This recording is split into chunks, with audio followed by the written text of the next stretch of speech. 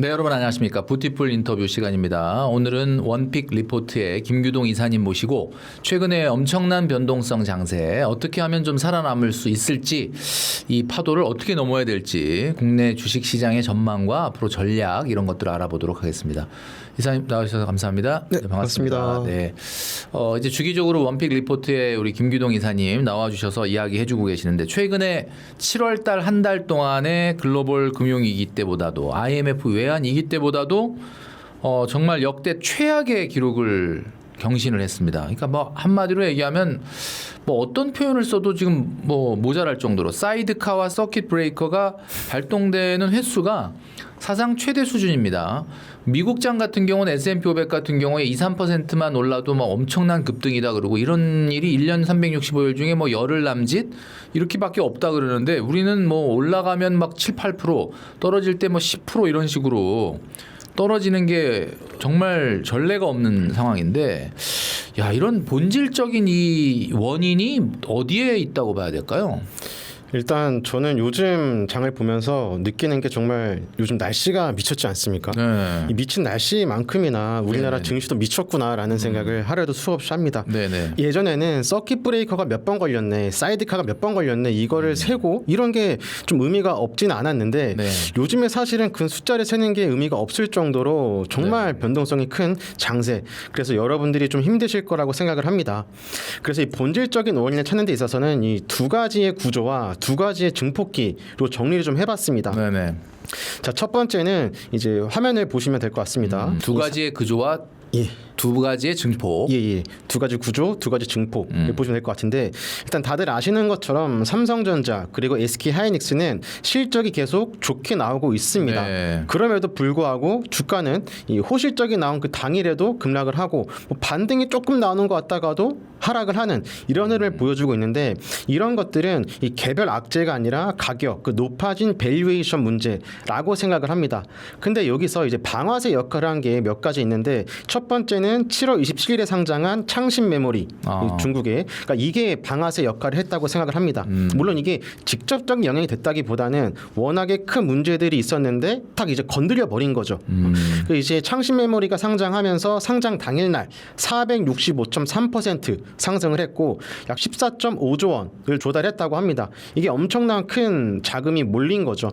그리고 중국의 이 국유 기업인데 아이성나라는 회사에서 노광 장비, 그러니까 반도체 장비를 직접 생산하겠다, 생산 돌입했다라는 뉴스가 들리면서, 이 어떻게 보면은 우리나라 반도체 산업은 중국보다는 미국과 이렇게 긴밀한 관계가 있는데, 이 중국이 자체적으로 생산을 해버리면은 이 반사 이익이 아닌 이 반사적으로 우리가 손해를 볼 수 있지 않나라는 흐름들이 이 촉발점이 돼서 주가가 빠졌을 거라고 생각을 합니다. 두 번째 구조적인 문제는 이 코스피 이 안에서 이제 시총 쏠림 현상인데, 사실상 좀 이따 말씀드릴 거지만 우리나라 많은 분들이 삼성전자, SK하이닉스 이 두 종목이 코스피든 코스피 200이든 거의 상당 부분을 차지하는 걸 많이 알고 계실 거라고 생각을 합니다.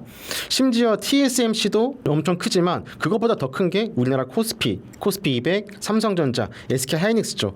그러니까 이게 쏠림 현상이 심하다 보니까 이 두 종목이 조금만 빠져도 주가 지수가 무너져 내리는 이 흐름, 이 구조적 원인 두 개를 볼 수 있을 것 같고, 또 여기에 증폭기 역할을 한 것 다들 잘 알고 계시겠지만 단일 종목 레버리지 요 상품들. 그래서 커뮤니티를 보면은 참 이 단일 종목 레버리지 때문에 결혼도 못하게 됐다부터 시작해서 정말 많은 투자자분들의 그런 곡소리가 들려오고 있습니다. 그러니까 이런 것들이 이제 옵션에서 많이 쓰는 표현인데, 숏감마, 그러니까 오를 땐 더 오르고 떨어질 땐 더 떨어지게 만드는 증폭기 역할을 한 거죠.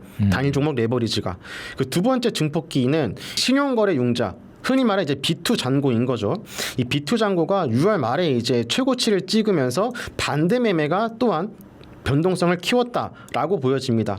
그래서 두 가지의 구조적인 문제, 그 두 가지의 구조적인 문제에 대해서 증폭하게 만든 두 가지 증폭기, 총 네 가지 원인으로 인해서 이 주가가 7월에 계속해서 변동성을 보이고 있다고 생각을 하고, 그 지금부터는 우리가 이 지수가 아니라 어떤 것이 지수를 끌어올렸느냐, 어떤 것이 지수를 끌어내렸느냐를 봐야 하는데, 사실상 끌어올린 거 삼성전자, SK하이닉스죠.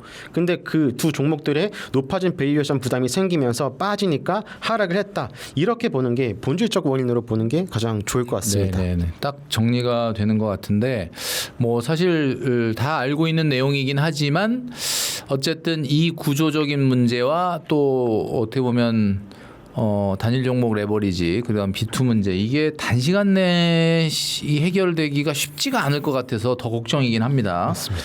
코스피가 이래서 장기 투자하면 안 된다라는 또 의식이 확산되고 있는데 구조적인 원인도 봤고 지금 이 상황을 증폭시키는 원인도 봤는데 두 가지 질문이에요. 그래서 코스피보다는 미장이다. 뭐 이런 얘기 혹시 이제 이사님은 동의하시는지 하고 두 번째는 코스피의 변동성 언제까지 이렇게 지속될까?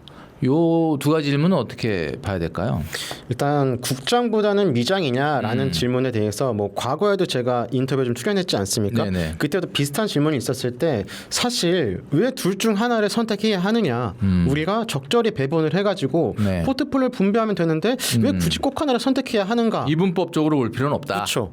우리가 뭐 미국장에 투자 못하는 나라도 아니고 그렇기 때문에 일단 첫 번째로 국장이냐 미장이냐 선택하는 것보다는 여러분들이 적절히 이 갖고 있는 시드 안에서 나누는 게 가장 좋다고 보여집니다. 네. 그런데 이제 국장으로 돌아와서 이 장기 투자하면 안 되겠다라는 이야기가 다시 슬슬 올라오고 있습니다. 네.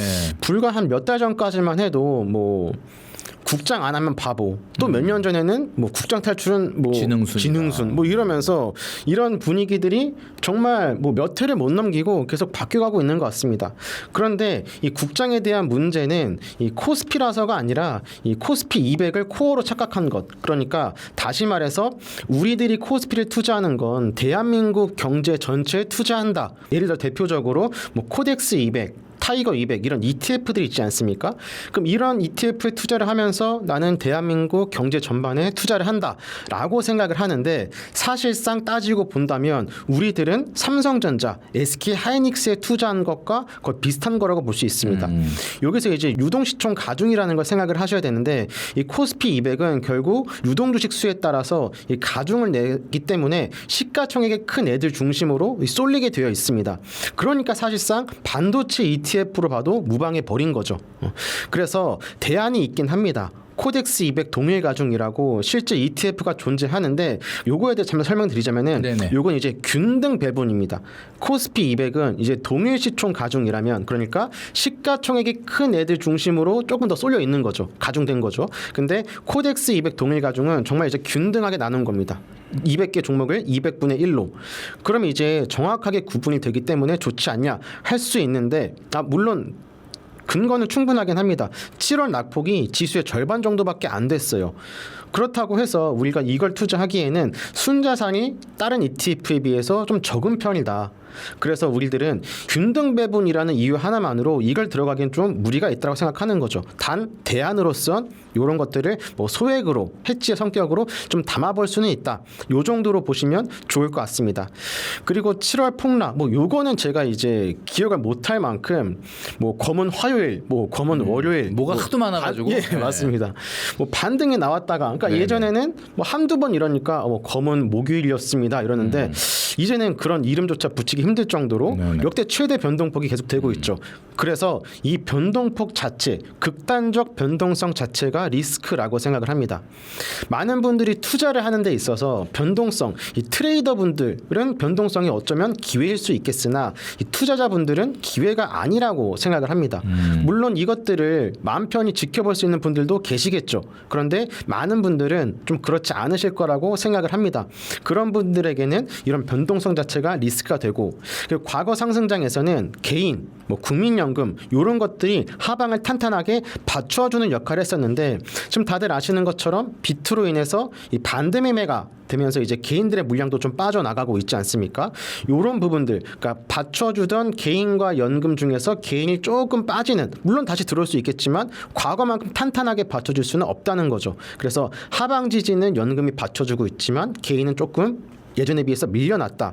이렇게 보시면 되고 그러면 이 변동성이 언제까지 계속될까?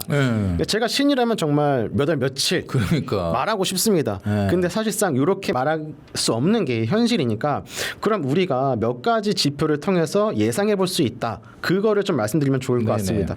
첫 번째는 V-코스피 공포지수라고 하는데 네. 30 아래로 가면은 보통 이제 안정적이다라는 평가를 합니다. 그래서 첫 번째로 V-코스피를 살펴보시고 그리고 신용거래 융자 잔고 감소. 그러니까 이게 비투 물량인 거죠. 얼마나 많은 사람들이 빚을 끌어다가 투자를 했느냐 개인 투자자들이. 그러니까 이게 많으면 많을수록 위험하다라는 반증일 수 있습니다. 그 다음에 외국인 순매수 전환. 그러니까 외국인들 어쨌든 우리나라 뭐 정말 좋은 나라죠. 대단한 나라고 우리나라 투자자분들도 예전에 비해서 정말 많이 성장하시고 똑똑해지신 그런 거 분명히 알고 있습니다만 그래도 외국인 순매수 외국인의 물량을 이길 수 없다라고 생각을 합니다. 그래서 V-코스피, B2 신용거래 융자 잔고 그리고 외국인이 순매수 전환되는지 이 마지막으로 요 며칠 일주 된 것 같은데 요즘 특이점 중에 하나가 코스피와 코스닥이 디커플링이 조금씩 나오고 있습니다.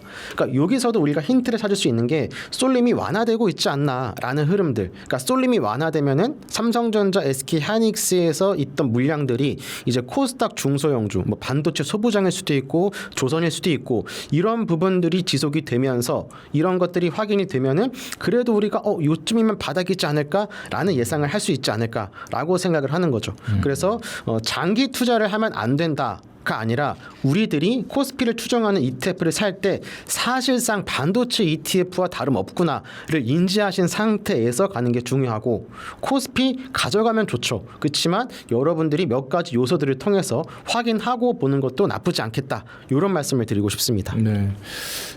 하이닉스는 298만 원, 제 기억으로는 그리고 삼성전자는 거의 38만 원까지 갔다가 지금은 뭐 오늘 기준으로 봤을 때 하이닉스가 한 150만 원까지 밀렸고요. 삼성전자도 20만 원대, 23만 원대까지 밀렸는데 사실 많은 분들이 그냥 가장 궁금해하는 게 미국발 반도체 쇼크도 이제 한몫하면서 또 저희 주가를 끌어내리고 있는데 삼성전자, 하이닉스 이 정도 가격이면은 뭐 그래도 이 뭐 우리가 연말에 예상되는 이 두 회사의 실적과 뭐 EPS를 봤을 때 좀 그래도 좀 싼 거 아닌가 이렇게 생각하는 의견이 많고 아니다. 더 빠질 수도 있고 어떻게 될지 모른다라는 쪽이 있는데 이사님의 의견은 그냥 딱 단도직입적으로 말씀드리면 지금 가격 사실 과거에 비해서는 엄청 많이 내려온 거긴 한데 요 정도에서 사는 거는 어떤 괜찮은 투자라고 보시나요? 어떻습니까? 저는 제 실제 예시를 좀 들어드리고 싶은데 저희 어머니와 아버지가 성격 이 투자 성향이 정반대세요. 완전히. 그러니까 어머니는 뭐 빠지든 말든 뭐 조금씩 사면 되지 이거고 아버지께서는 전형적인 그 뭐라고 해야 될까요? 아버지한테 혼날 것 같은데 좋은 표현이 없을까? 그냥 이제 공격적인 트레이더. 그러니까 이제 빠지면 스트레스 받아 하시고 오르면 좋아하시고 어머니는 이제 차근차근 모아갈 수 있는 분이라면은 아버지는 이제 공격적인 이런 성향이 있어요. 그래서 저는 어머니한테는 엄마 빠지는 거 신경 쓰지 말고 그냥 사세요. 뭐 한 번에 다 그분의 성향에 맞게 그쵸. 투자자의 성향에 그렇죠, 맞게. 그렇죠. 한 번에 다 사실 거 아니잖아요. 그래서 어머니한테는 뭐 네이버도 괜찮아요. 삼성전자, 하이닉스 괜찮아요. 근데 아버지한테는 그런 말씀 참 못 드리는 거죠.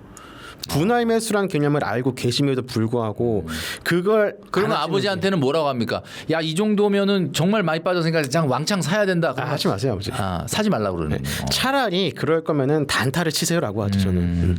그래서 이런 것들을 먼저 파악하는 게 중요하지 않을까 생각합니다. 각자 여러분들이 트레이더인지 인베스터인지 나는 이제 사고 파는 걸 빨리빨리 하는 그런 성향인지 아니면 진득하니 모아가는 적립식 투자가인지 이런 것들을 보는 게 중요하다라고 생각을 그러면 합니다. 인베스터라고 생각을 하고 네네. 나는 뭐 장기 투자자라기보다는 좀 4848을 좀 한다. 그럼 4848의 관점에서는 지금이 그래도 나쁘지는 않은 관점입니까? 아니면 4848의 관점으로 봐 조금 더 빠질 수 있는 가능성이 있다. 뭐 제 개인적인 생각이지만 트레이더라면은 지금은 조금 기다리는 게 낫지 경계를 않을까. 해야 되는 특히 삼성전자와 SK 하이닉스 같은 경우는 뭐 적립 투자자라면은 뭐 크게 문제가 없겠죠. 그렇게 놓고 보니까 또 답이 또 다르게 나오네요. 예. 이게 꾸준히 모아갈 사람이라면 지금은 충분히 분할 매수할 구간이긴 하다. 그러나 이렇게 사팔사팔해서 단기간에 뭔가 수익을 얻기에는 물론 뭐 많이 빠진 건 사실이지만 더 아래로의 변동성도 충분히 가능성이 있다. 이렇게 우리는 이해를 해야 될 것 같습니다. 폭락장에서는 고배당 커버드콜이 또 빛을 보는 경우가 있는데 7월 초 기준 국내 ETF 시장 수익률 1위는 13.75%가 오른 고배당 커버드콜 ETF가 꼽혔습니다. 지금 같은 시점에 주목해야 될 고배당 커버드콜 ETF 어떤 게 있을 수 있을까요? 일단 단도직입적으로 딱 상품명을 말씀드리자면은 신상품입니다.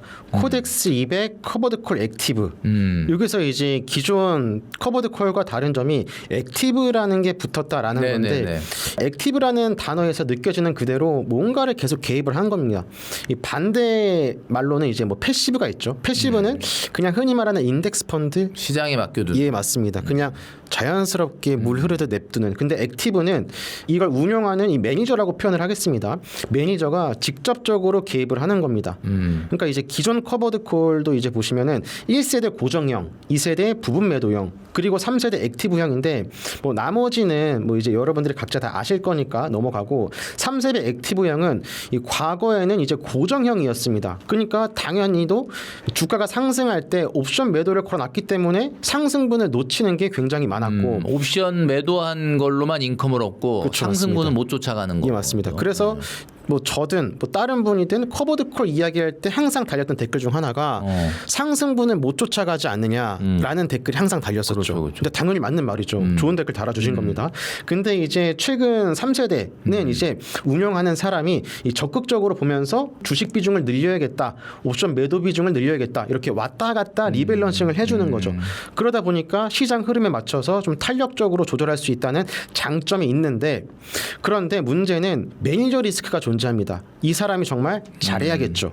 못하거나 실수를 하면은 물론 이것도 손실이 발생할 수 있는 게 사실입니다. 네네. 그래서 보통 이제 이런 걸 볼 때 트랙 레코드를 확인해라라는 말을 하는데 또 요거 같은 경우 신규 상장이기 때문에 트랙 레코드를 확인하는 게 아직은 좀 무리가 있어서 직접 보시기 위해서는 코덱스니까 어쨌든 여기에서 만든 이 과거 상품들이나 이런 것들을 좀 보시면서 투자 설명서나 금융투자협회 공시 이런 것들을 좀 참고하시고 그리고 괴리율, 투자고차 이런 것들을 etfcheck.co.kr 이런 홈페이지에서 좀 보시는 게 좋지 않을까라고 생각이 듭니다.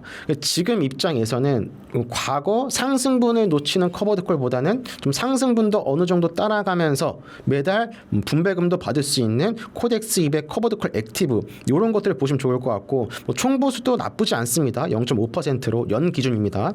그래서 이런 것들을 보시는 게 가장 좋지 않을까. 지금 7월 14일에 신규 상장에서 7월 첫 분배가 됐습니다.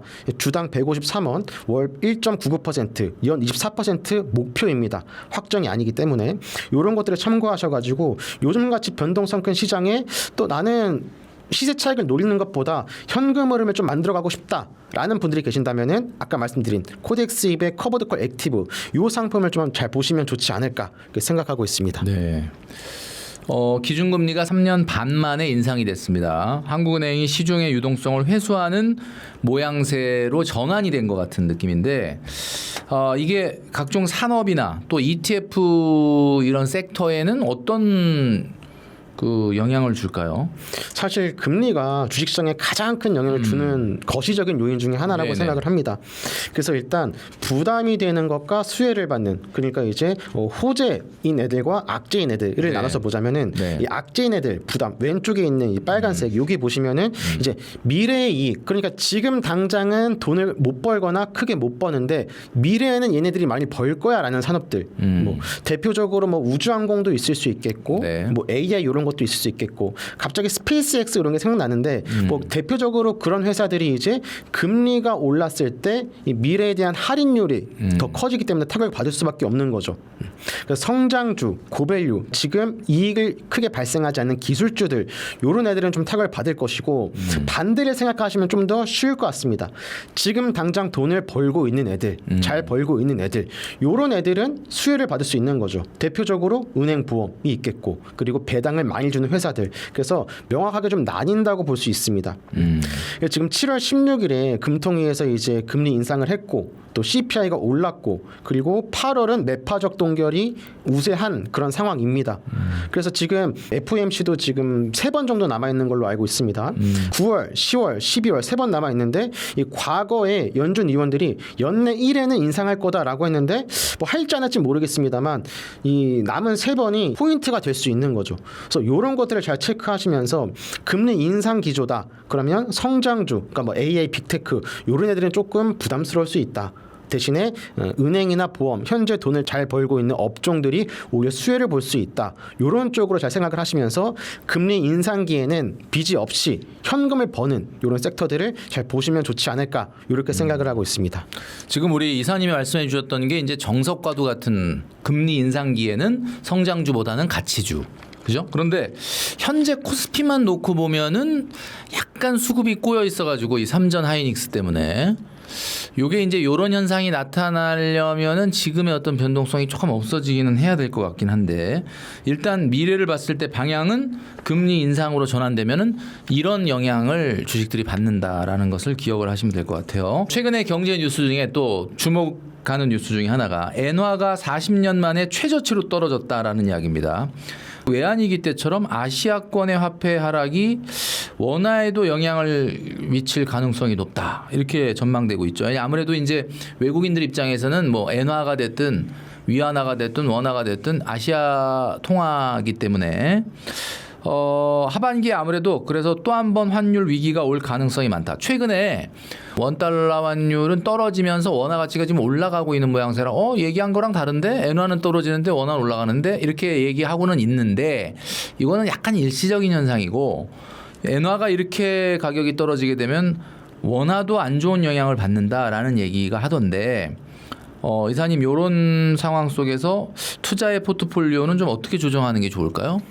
일단 우리 리더님께서 좋은 말 주셨는데 이제 사실상 뭐 N과 원은 같이 움직인다고 해도 될 정도로 긴밀한 그런 연결성이 있다고 생각을 합니다. 근데 좀 미리 말씀을 드리자면은 달러가 강세다. 그럼 이제 N과 원은 동반 약세를 네네네. 보이는 경향이 있고, 근데 이제 그 안에서 또 보자면은 수출주들, 그러니까 일본이랑 겹친다. 그러니까 일본도 자동차, 철강 이런 것들은 우리들이 원 약세 수혜를 보더라도 N저기 때문에 좀 상쇄되는 그런 부분이 있고, 이 내수주 그러니까 수입 원가가 올라가기 때문에 이런 부분들이 또 우리가 생각을 한번 해봐야 되는 부분이라고 네네. 생각을 합니다.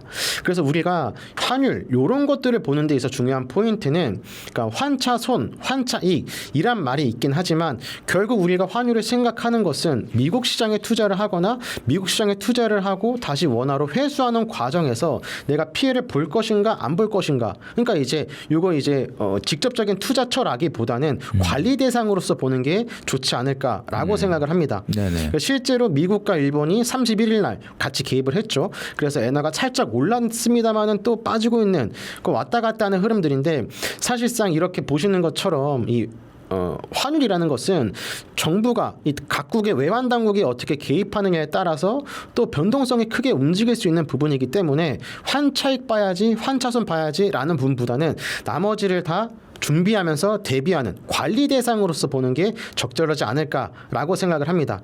그래서 지금 보시면은 뭐 오늘 기준으로도 달러 1,421.9원 환율이 이렇게 되고 뭐 지금 개입 규모가 올라가고 왔다 갔다 하는데 일본 같은 경우 추가 개입도 불사하겠다라는 것처럼 이제 뭐 다시 엔화가 올라갈 수 있는 여지를 남겨두고 있는 그러니까 예상하기가 힘든 거죠. 환율이야말로. 그렇기 때문에 한마디로 결론을 지어보자면 환율은 맞추는 게 아니라 인상, 인하 양쪽 다 대비하는 것. 그러면 여러분들이 포트폴리오에 그냥 자연스럽게 환 노출이 되는 애들을 좀 몇 개 깔아두는 거죠. 대표적으로 타이거 미국 S&P 500이나 그러니까 미국 지수를 추종하는 상품들 이런 것들을 사 놓음으로써 자동으로 환 노출이 되는 이런 애들을 몇 개 담아 놓으면 원화로 된 자산 두시고 그 외에 환 노출이 되는 자산 말씀드린 타이거 미국 S&P 500, 타이거 미국 나스닥 100 이런 것들도 두시면서 적절히 준비하시는 게 중요하다라는 말씀을 드리고 싶습니다.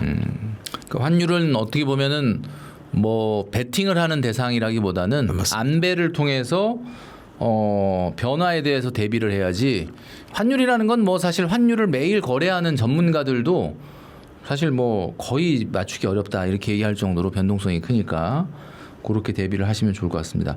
뱅크 오브 아메리카가 미국 증시가 8월부터 10월까지 최악의 3개월이 될 거라고 분석했습니다. 물론 원래 이제 미국 주식이 8월부터 10월까지가 계절적으로 좀 좋지 않았던 역사적 사례도 있는데 실제로 29일 뉴욕 증시가 다우존스 산업 30 평균 지수가 하루 만에 2.2% 급락. 2.2%를 왜 급락이라고 하나 이렇게 이해하시지 못할 수도 있는데 미국은 그렇습니다. 3개월 만에 최대 낙폭을 기록을 했습니다.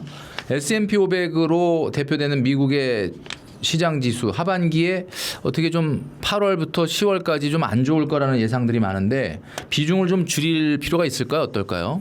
일단 아까 리더님이랑 살짝 이야기한 부분인데 핵심부터 말씀드리면 개별 종목 추격 매수는 지양해야겠죠. 사실 뭐 이거는 지금같이 변동성 큰 장이 아니더라도 네네. 평소 같은 박스장에서도 해당되는 말이지만 네. 요즘같이 변동성이 큰 장에서는 더욱더 여러분들이 생각하셔야 될 포인트가 아닌가. 대신에 DCA, 달러 코스트 에버리징, 적립식 분할 투자는 상관없이 하셔도 되지 않을까. 특히나 이제 미국 대표 지수를 추정하는 ETF들이나 이런 것들은. 네네네. 그래서 일단 뱅크 오브 아메리카가 8월 10월에 최악일 거다라고 이야기한 근거를 제가 찾아보니까 이 기술협력팀이라고 해야 될까요? 기술적 분석을 전문적으로 하는 그 팀에서 몇 가지 기준을 봤더니 주가가 고점 위험이다라는 걸 결론 내렸더라고요. 대표적으로 뭐 RSI, TD 레드 13, 그 엘리어트 4파다 이제 이런 결론들을 내렸는데 그리고 오늘 8월 6일입니다. 오늘이 8월 6일 기준으로도 뱅크 오브 아메리카의 CEO가 이제 뭐 높아진 밸류에이션 얘기하면서 또 하락에 대한 뉘앙스를 조금씩 이야기하는 뭐 그런 부분들이 복합적으로 반영이 된 거 아닌가라고 생각을 합니다. 뱅크 오브 아메리카가 8월 10월 최악일 거다라고 얘기하는 것은 그래서 하지만 우리가 생각해야 될 것은 여러분들이 결국 투자를 계속해서 하실 거라면 그 포트폴리오의 코어는 당연히 필요할 것이고 코어를 생각하는 데 있어서 미국 지수를 빼놓을 수 있을까요?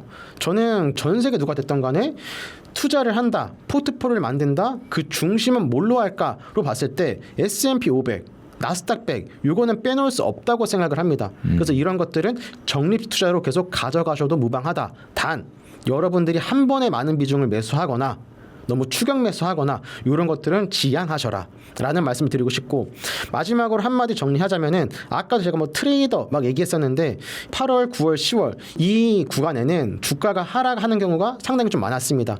그럼 이런 부분에서 투자자 입장에서는 사실상 상관이 없는 거죠. 떨어지면은 같은 금액으로 나는 매달 샀었는데 더 싼 금액으로 더 많이 살 수 있는 거니까. 근데 이제 트레이더의 입장에선 다를 수 있는 거죠. 하락장이 올 수 있기 때문에. 그래서 여러분들은 투자자인지 아니면 트레이더인지를 보시고 투자자라면은 여러분들이 무리하지 않는 선에서 모아가시는 거는 크게 문제가 없다라고 생각을 하고 있습니다. 네. 뭐 트레이더가 아니고 인베스터라고 생각하신다면은 DCA 우리가 싸졌을 때 오히려 미래의 상승 동력이 축적되는 거 아닙니까? 그러니까 DCA 투자를 하신다면은 지금 사도 무리가 없다 이렇게 말씀해 주셨습니다. 최근에 AI 반도체 등 고성장 기술주 이런 주식들에서 이제 케첩이나 콜라 이런 전통 실수요 소비재 이런 걸로 투자 자금이 이동하는 흐름이 나타나고 있다라고 합니다. 그러니까 아까 얘기해 주셨던 성장주에서 뭐 어떻게 보면 소비재나 뭐 금융 이런 거 얘기해 주셨던 거랑 일맥상통하는 건데 코카콜라가 그러다 보니까 연초 대비해서 30% 높은 상승률을 기록을 했다. 코카콜라는 과거나 지금이나 그렇게 뭐 크게 비싸진다는 느낌이 없는데도 불구하고 이렇게 주가가 올라가는 걸 보면은 기술주 쏠림으로 소외받던 뭐 케찹 아시죠? 하인즈 뭐 이런 것도 역시 한 18% 상승을 하고 이게 소비재 비중이 일단 옮겨지고 있는 거다라는 느낌이 드는데 뭐 이게 일시적인 현상인가요? 어떤가요? 저는 일단 이 흐름들은 사람들의 방어 심리를 보여주는 신호. 방어 심리. 예, 방어 심리를 보여주는 신호라고 생각을 합니다. 사실 다들 아시는 것처럼 지금 우리나라뿐만 아니라 전 세계 시장을 뭐 한마디로 부른다면은 변동성이라는 단어로 좀 부를 수 있지 않을까 싶습니다. 그래서 나름대로 이제 굉장히 변동성이 심한 불안기라고 생각이 됐는데 이런 시기에는 사람들이 필수 소비재 그러니까 경기가 안 좋아져도 꼭 쓸 수밖에 없는 것들이 집중을 하는 그런 시기라고 생각합니다. 이런 것들을 경제 용어로 레이트 사이클 그러니까 이걸 한국말로 바꾸면 경기 확장 후반부에 나타나는 패턴이다. 그러니까 고점을 찍고 이제 빠질지 안 빠질지 사람들이 애매할 때 이런 필수 소비재로 옮겨간다라는 게 이제 경제학의 용어인 거고 여기서 많이 나오는 패턴 중 하나가 과거 성장주 빅테크 이런 데서 이제 필수 소비재로 넘어가는 거죠. 필수 소비재 말고도 우리가 이런 시기에 많이 움직이는 이런 시기에 많이 각광받는 그런 섹터를 보자면 뭐 필수 소비재 대표적으로 아까 말씀하신 코카콜라, 케첩으로 유명한 하인즈, 뭐 세제 이런 걸로 유명한 프록스터 앤 갬블, P&G라고 많이 부르죠. P&G. 예, 이런 회사들 그리고 헬스케어. 경기가 안 좋아져도 우리들이 건강은 챙겨야 되고 약은 먹어야 되고 이런 부분들 대표적으로 일라일리 화이자 그러니까 이런 애들은 사실상 경기가 안 좋아지는 이런 흐름 외에도 고령화 라는 이제 전 세계적인 흐름에서 맞춰 들어가는 거기 때문에 이런 고령화 수혜로도 같이 볼 수 있는 부분이고요.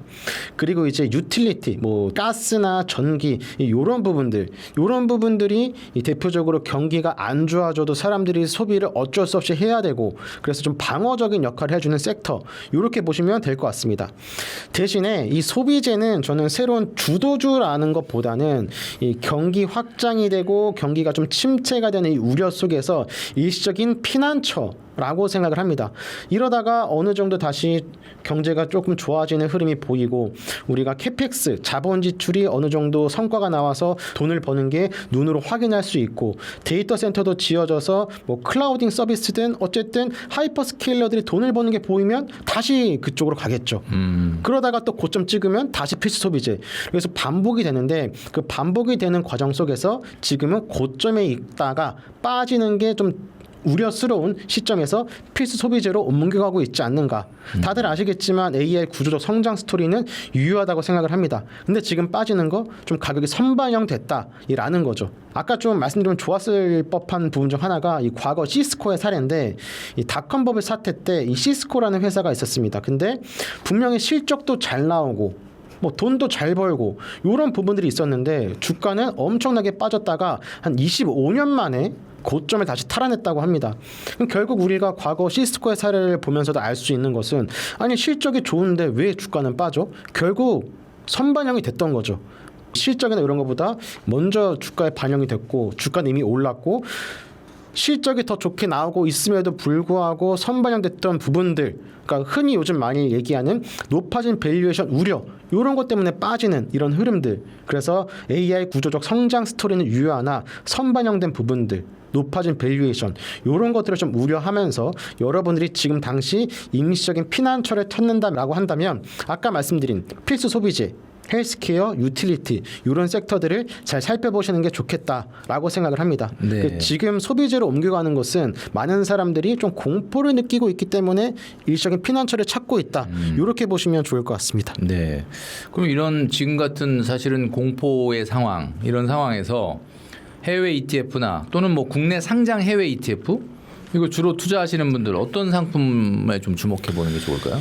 제가 이 질문에 대해서 가장 많은 고민을 했습니다. 네. 제가 과거에 인터뷰하러 왔을 때는 뭔가 이제 좀 특별한 것들, 뭐 예를 들자면 이제 뭐 구리 아니면은 뭐 S&P 에너지 ETF, 네. 뭐 아니면은 프리포트 맥로란 이제 살짝 이제 직접적인 뭔가를 말씀드렸는데 오늘 인터뷰 특히 이 질문에서 제가 어떤 ETF를 말씀드리면 좋을까 고민을 많이 했는데 어쩌면 지금이 투자를 시작하고 있지 않는 분들에게는 투자를 시작하기에 좋은 시기일 수 있지 않을까라고 생각을 합니다. 사실 요 ETF를 고민해서 갖고 왔지만 아 내가 봐도 이거 너무 뻔한데? 라는 생각이 들어서 아 그렇지만 결국 이거 두 개를 빼놓고서 우리가 투자를 논할 수 있을까? 라는 생각에 갖고 온 게 다들 아시는 타이거 미국 S&P 500 그리고 타이거 미국 나스닥 100 요겁니다. 결국 코어를 구성하는 그러니까 지금 변동성이 큰 시장에서 우리가 특정 섹터 특정 종목을 따라가는 것보다 이 시기에 좀 중심을 굳건히 만들어 보자는 거죠. 안 만드신 분들은 지금 코어를 좀 조성하고 좀 약했던 분들은 좀 더 단단히 만들 수 있는 기회를 삼는 게 좋지 않을까 해서 이 두 가지 ETF 그러니까 미국 대표 지수에 투자를 하는 거죠. 이 두 가지를 갖고 왔고 그런데 여러분들이 많이 놓치고 있는 부분 중 하나가 어느 계좌에서 매번 인터뷰나 이제 원픽 리포트 영상에서도 말씀드린 부분 중 하나가 ISA 그리고 뭐 연금저축펀드, 연저펀드, IRP 이런 거를 많이 말씀드리는데 이게 생각보다 언론 보도를 보면은 많은 분들이 가입한 것 같은데 또 주변에 물어보면은 가입 안 한 사람도 많고 그래서 요거는 제가 매번 말씀드리고 있습니다. 네네네. 요런 거 두 개를 가져가시는데 중요한 거는 이 절세 계좌를 활용하셔라. 대표적으로 아까 말씀드린 ISA, 연금저축펀드, IRP 요런 것들을 활용하는 게 포인트입니다. 이 얘기들은 저 아니고서도 많은 분들이 얘기했기 때문에 네네. 자세한 설명 크게 안 하겠습니다만 여러분들이 요 세 개 계좌를 통해서 절세를 하면서 최대한 이익을 내고 또 과세 이연을 시키면서 복리 효과를 극대화할 수 있는 부분들을 체크하시는 게 가장 중요한 거죠. 그리고 여기에 내용이 넣을까 말까 다 안 넣었는데 어젠가요? 최근에 또 이제 새로운 ISA 네. 나온다라고 하면서 아직 통과는 안 돼서 제가 일부러 확정은 안 됐지만 확정 세제 안 개편안. 됐지만 세제 개편안이 나왔습니다. 근데 이게 참 좋은 걸까 안 좋은 걸까 좀 애매하게 만드는 부분들이 있는데 일단 어쨌든 결정이 안 됐기 때문에 이런 것들에 대해서 여러분들 너무 혼란스럽지 않으셨으면 합니다. 일단 지금 결정되고 나서 고민에 늦지 않는 거니까 지금은 현행 유지되고 있는 ISA 요 기준대로 가시면 될 것 같고 혹시나 생산적 금융 ISA가 실제로 도입된다 라고 했을 때 지금 개정한 그대로 그럼 이제 뭐 제가 됐든 원픽 리포트 채널이 됐든 우리 김경필 리더님이 됐든 또 요거에 대해서 자세히 다뤄줄 거니까 그때 가서 좀 결정하시면 될 것 같고 일단은 현행 유지되고 있는 절차 그대로 이 규정 그대로 보시면 좋을 것 같고 그래서 주목해야 할 국내 상장 해외 ETF 이런 것들은 말씀드린 요 두 상품 보시면 좋을 것 같습니다. 네. 코어로 보시는 겁니다. 코어로. 네네. 그리고 참고로 지금 환 노출형으로 돼 있습니다. 그러니까 이제 환 노출형이라는 거는 뭐 환 노출할 거냐, 환 해지할 거냐인데 뭐 미래를 정확하게 맞출 수는 없지만 환율이 지금 조금 내려와 있기 때문에 아마 환 노출형을 말씀하신 것 같아요. 뭐 환이라는 거는 뭐 방향을 뭐 정확하게 맞추겠다 이렇게 하는 것보다는 기본적으로 환 노출형을 일단 추천을 해주셨습니다. 참고하시면 좋을 것 같고 최근 원픽 리포트 영상에서 QQQ의 성장성과 슈드의 안정성을 다 갖춘 ETF 있다 이렇게 하면서 소개를 해주셨는데 그거 못 보신 분들이 좀 있을 수도 있으니까 어떤 상품인지 좀 설명을 해주시죠. 요 영상을 아마 원픽 리포트에 업로드된 걸로 알고 있는데 제가 이렇게 올리면서 짬짜면 같은 ETF가 있다 이렇게 소개를 드린 것으로 기억하고 있습니다. 네네네. 해외 ETF를 좀 많이 알고 좀 좋아하시는 많이 투자하시는 분들이 선택하시는 전략 중 하나가 슈8QE 슈드의 8 QQQ의 2 슈8QE 전략을 많이 활용을 하십니다. 그런데 이 슈8QE 요 철학과 뭐 요런 부분들 요런 개념들을 그대로 가져와서 한국형으로 7대3이네 여기는. 7대3으로 재설계한 상품이 있어서 요거를 좀 소개시켜드리면 좋을 것 같아서 가져왔습니다. 풀네임은 키움 한국 구배당 N 미국 AI 테크 요렇게 됩니다. 그래서 요거는 보시면 아시겠지만 슈8QE 철학을 좀 최대한 따라가려고 했다가 포인트가 되겠고 하지만 비중은 슈8QE처럼 8대2가 아니라 7대3입니다. 그러니까 한국 고배당주의 70%, 미국 AI테크의 30%. 그 요거는 또 이제 월배당이고 총보수도 0.45% 정도가 됩니다. 그러니까 이거 제가 옆에 써놨지만 이것도 보완대로 보시면 됩니다. 그 제가 여기 보시면은 타이거 미국 S&P 500, 타이거 미국 나스닥 100 얘는 이제 코어죠. 중심이 되는 상품들이라면 지금 말씀드린 키움 한국구배당 N 미국 AI 테크 요 ETF 같은 경우는 보완제가 되는 겁니다. 그렇기 때문에 여러분들이 말씀드린 이런 상품들을 코어로 가져가시면서 지금 말씀드린 키움 한국구배당 요 ETF를 이제 보완제의 성격으로 가져가시면 현금 흐름도 만들어갈 수 있는 그런 장점이 있는 상품이다. 근데 여기서 말씀드리고 싶은 게 배당 수익률을 극대화한 국내 고배당주 그리고 AI 혁신 주도하는 미국 AI 빅테크 탑10에 투자하는 거기 때문에 어찌 보면 좀 반대급부에 있는 두 개를 가져감으로써 우리들이 수익률을 최대한 챙길 수 있는 그런 상품이라고 보시면 좋을 것 같습니다. 자, 그럼 이게 이 구조가 왜 유리한가? 아니 내가 직접 슈8QE 사면 되지 않나? 물론 그 말씀도 틀린 말씀은 아닙니다. 그런데 우리를 잘 생각을 해봐야 될 것은 여러분들이 최초에 슈드의 8, QQQ의 2 매수하신 이후에 손을 떼실 건 아니잖아요. 결국 비중 조절을 계속해 나가셔야 하는 그러니까 리밸런싱을 하셔야 되는데 이게 일단 첫 번째 인간이 갖고 있는 어쩔 수 없는 본능상 귀찮습니다. 귀찮고 비용이 발생하겠죠. 그리고 세제 면에서도 좀 그렇죠. 뭐 불리하고. 맞습니다. 그래서 이런 부분들이 있기 때문에 얘네들은 자동으로 리밸런싱이 되는 장점이 있습니다. 네네네. 제 개인적으로 봤을 때는 이게 가장 큰 장점이라고 생각합니다. 귀차니즘이 좀 있으신 투자자분들한테는 그렇죠, 도움이 맞습니다. 됐다. 내부 리밸런싱이기 때문에 뭐 과세 없이 자동으로 리밸런싱 된다는 장점이 있는 거고. 네네. 그러니까 아까 말씀하셨지만 미국 편입본 ISA 순위통산 절세 여기에다가 한국 금융 내수 이런 것들은 사실상 미국 기술주랑 낮은 상관관계 그러니까 완벽하게 반대에 있다라고 볼 수는 없지만 어느 정도 서로 그러니까요. 보완의 역할을 해주는 상품 두 개가 묶여 있기 때문에 한 번에 대박은 못 치더라도 우리가 보완제의 성격으로 포트폴리오의 한 귀퉁이에 넣어주면 좋지 않을까라는 생각을 하는 거죠. 정리하자면 국내 상장된 한국, 미국 혼합 ETF다. 그래서 미국 편입분과 국내 배당이 IS에서 절세되는 효과까지 있다. 이렇게 보시면 될 것 같고, 그러니까 요거는 AI에서 발생한 초과 수익분을 팔아서 한국 고배당주를 또 추가 매수를 합니다. 그리고 요즘 국내 주식이 좋다라고 이야기하기 뭐하지만 그래도 정부에서 끊임없이 추진하고 있는 것 중에 하나가 코리아 밸류업, 코리아 디스카운트 해소, 주주환원 확대. 현 정부에서 저는 뭐 잘하고 있는 잘한 부분 중 하나가 기업들이 주주환원을 잘 하게끔 뭐 압박이라고 해야 될까요? 분위기 조성이라고 해야 될까요? 그건 잘한 부분이라고 생각을 합니다. 그런 것들이 계속 되고 있으니까 국내 기업들의 주주환원 정책 이런 것들은 더 늘어날 것이라고 보고 그렇기 때문에 미국 AI 테크니까 여기서 발생한 초과 수익분을 팔아서 우리나라 고배당주를 추가 매수하는 그러면 이제 다음 달 분배금이 올라가고 이게 선순환이 된다면 우리가 이 아까 말씀드린 키움 한국 고배당 N 미국 AI 테크 ETF 요거를 사는 게 가장 좋은 상품이지 않을까라는 생각이 들어서 요거를 가지고 왔습니다.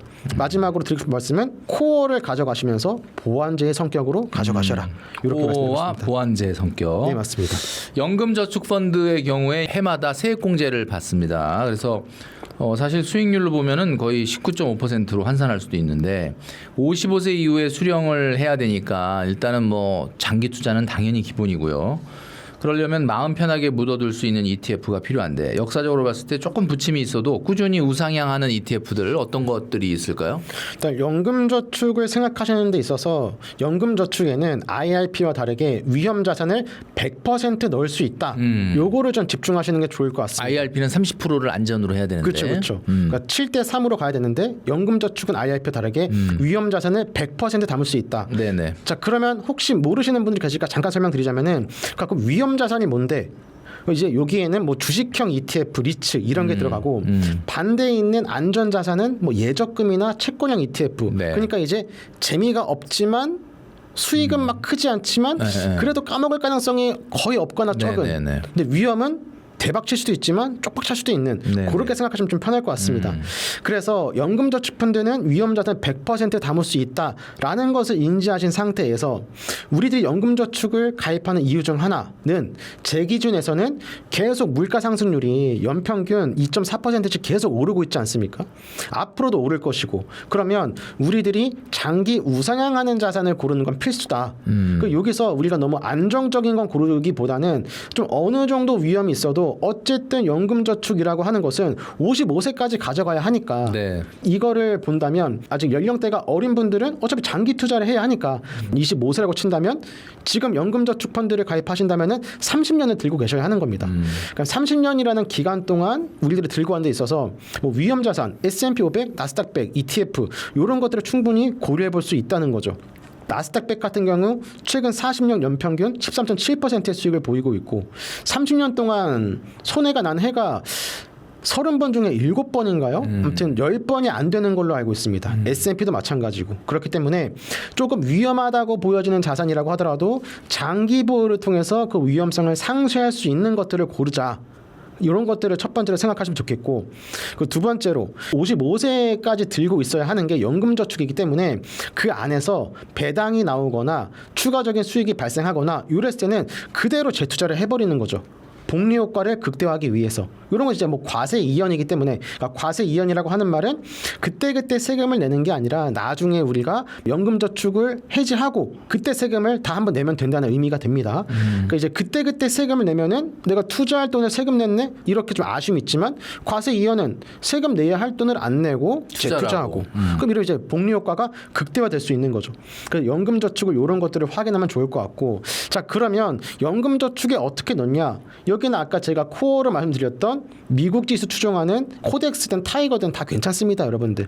근데 이제 기왕이면은 순자산 규모가 큰 애들을 보는 게 좋은 거죠. 순자산 규모가 크고 괴류율이 적고 총보수가 좀 적은 애들 여러분들이 운용사는 자유롭게 선택하시되 S&P를 추종하는 나스닥을 추종하는 이런 미국 대표지수 플러스에다가 타미당 같은 걸 넣는 겁니다. 타미당 뭐 다들 알고 계시겠지만 대표적인 고배당 상품이죠.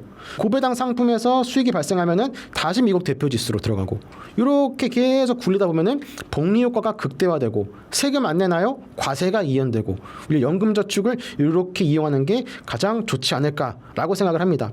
그 마지막으로 연령대에 따라서 근데 조금 비율은 다르게 가져가실 필요가 있다고 생각을 합니다. 제가 한 그룹을 3개로 나눠봤는데 은퇴까지 20년 이상 남으셨다.